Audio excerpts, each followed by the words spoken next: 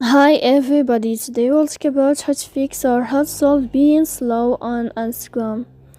To know how to fix or how to solve being slow on Instagram app, you should just go to settings.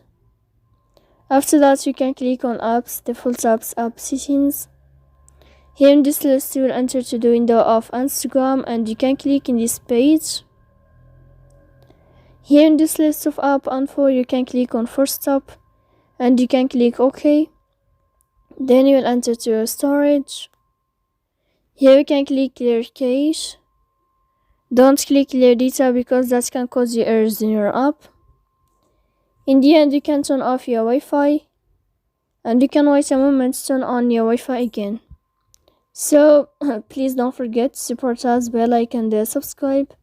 See you next time in another video, and thank you for your attention and your watching.